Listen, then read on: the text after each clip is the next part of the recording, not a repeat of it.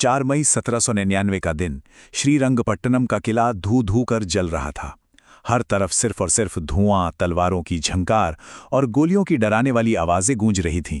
किले की मोटी दीवार टूट चुकी थी और ब्रिटिश सेना अंदर घुस चुकी थी। माहौल में एक भयानक अफरा तफरी थी, लेकिन इस सब के बीच एक शख्स ऐसा था जो आखिरी सांस तक हार मानने को बिल्कुल तैयार नहीं था। आज के इस एक्सप्लेनर में हम इतिहास के इसी पन्ने को पलटेंगे। टीपू सुल्तान की आखिरी जंग, उनकी हैरत अंगेज बहादुरी, इतिहास को बदलने वाली वो खौफनाक गद्दारी और उसके बाद हुई उस अकल्पनीय लूट की पूरी कहानी को आज विस्तार से समझेंगे। एक दिन बाघ बनकर जीना भेड़ बनकर 1000 साल जीने से बेहतर है। ये सिर्फ कोई मामूली लाइन नहीं है, ये वो जबरदस्त जज्बा था, वो कोर फिलॉसफी थी जिसने टीपू सुल्तान को उस दिन मैदान छोड़कर भागने नहीं दिया। जब सलाहकारों ने जान बचाकर निकलने की मिन्नतें की तो यही वो सोच थी जिसके दम पर मैसूर के इस टाइगर ने मौत के सामने भी घुटने टेकने से साफ इनकार कर दिया। लेकिन देखिए, सिर्फ जज्बे और हौसले से तो जंग नहीं जीती जाती ना।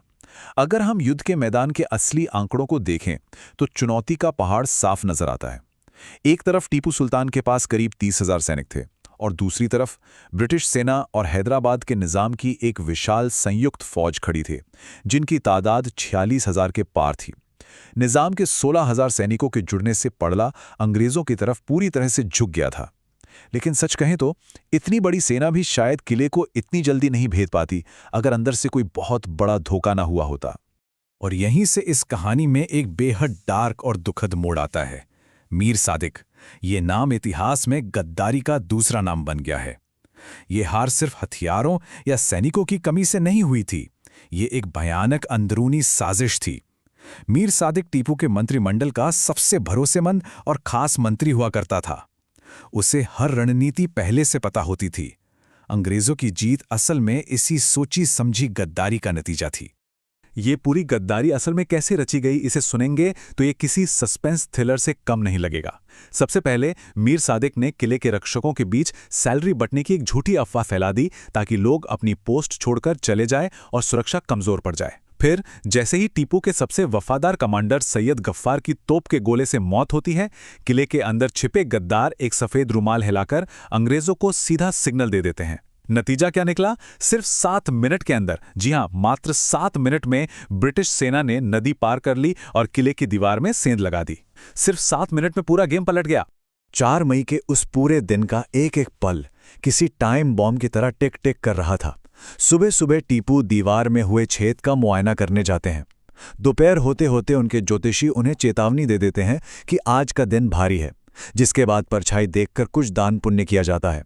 लेकिन जैसे ही शाम ढलती है और वो डिनर कर रहे होते हैं, कमांडर गफ्फार की मौत की खबर आ जाती है। खाना वहीं का वहीं छूट जाता है और रात के उस घुप अंधेरे में वो अपनी आखिरी और सबसे घातक जंग की ओर निकल पड़ते हैं। और इसी घड़ी में टीपू के असली किरदार की सबसे बड़ी झलक देखने को मिलती है। हार एकदम सामने खड़ी थी। किले में चारों तरफ मौत का तांडव चल रहा था, लेकिन टीपू सुल्तान रत्ती भर भी पीछे नहीं हटे। बॉडीगार्ड ने बार बार सलाह दी कि अपनी पहचान बता के सरेंडर कर देते हैं, जान बच जाएगी, लेकिन जवाब में मिला एक साफ इनकार।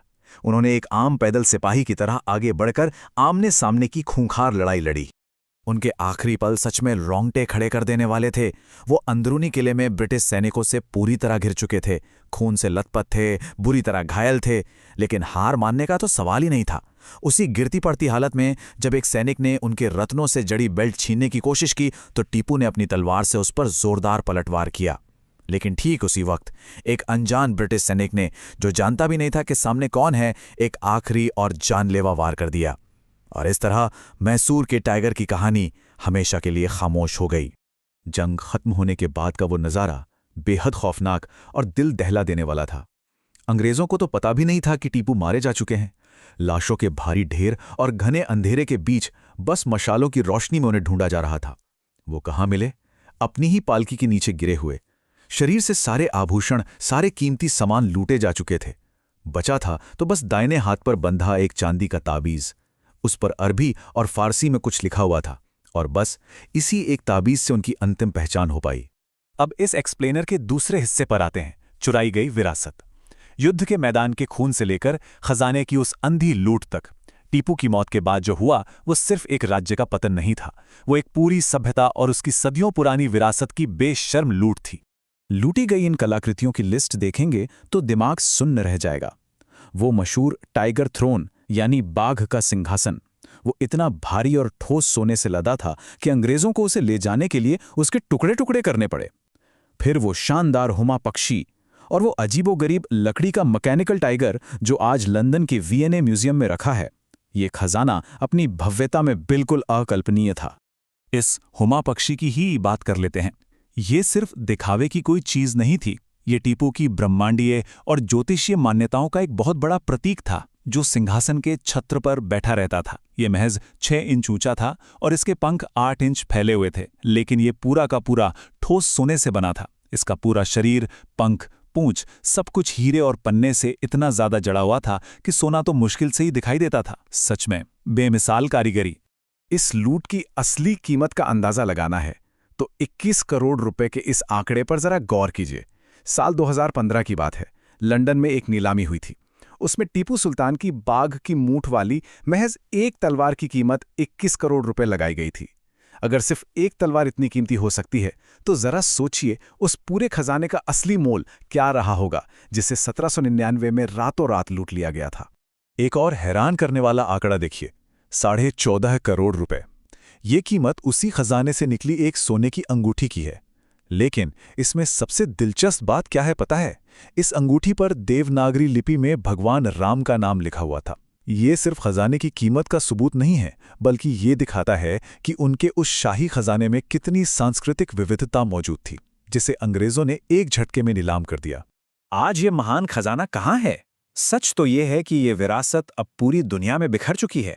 स्कॉटलैंड के पॉविस कैसल में वो सोने के बाघ के सिर रखे हैं, विंडसर कैसल में युद्ध के हेलमेट और कीमती गहने हैं, और लंदन के वी&ए म्यूजियम में वो प्राचीन अंगूठियां और मैकेनिकल टाइगर। बाकी चीजें प्राइवेट नीलामियों में बेच दी गईं। मैसूर के उस शानदार खजाने को इस तरह दुनिया भर में बिठेर दिया गया है कि आज उसे एक साथ एक जगह देखना लगभग नामुमकिन है। तो अंत में इतिहास का ये पूरा घटनाक्रम एक बहुत ही गहरा और चुभने वाला सवाल छोड़ जाता है। जब किसी देश की विरासत, उसका सबसे बड़ा खजाना, उसकी कला और उसकी कहानियां उससे छीनकर 7 समंदर पार शीशे के बक्सों में सजा दी जाती हैं, तो क्या वो देश सिर्फ अपनी दौलत खोता है या अपनी पहचान और अपने इतिहास का एक अहम हिस्सा भी हमेशा के लिए गंवा देता है? ये वाकई सोचने वाली बात है। आज के इस एक्सप्लेनर में बस इतना ही।